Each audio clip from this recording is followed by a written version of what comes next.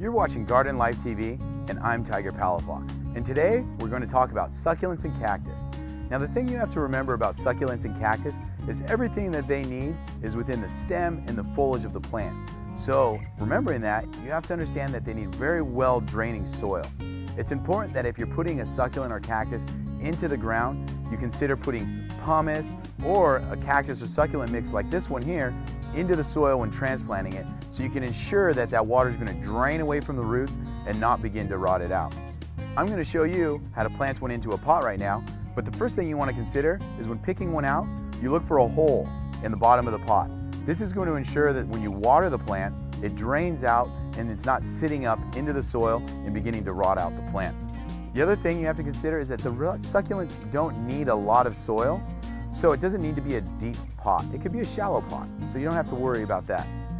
We're going to use this Espoma cactus mix because it has mycorrhizae in the soil already, which are going to give the roots a nice start right from the beginning.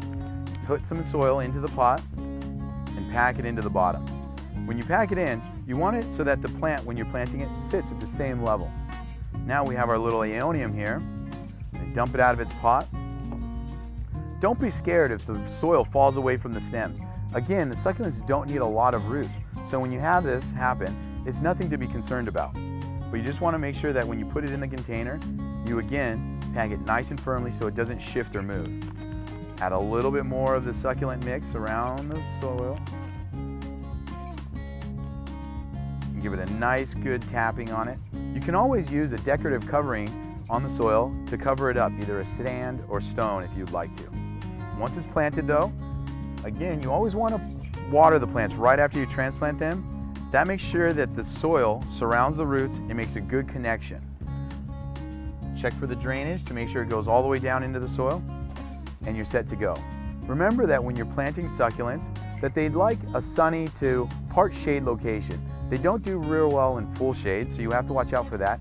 And when you're watering them, you should only have to water it about once every 2 to 3 weeks, believe it or not. So it's great for anybody.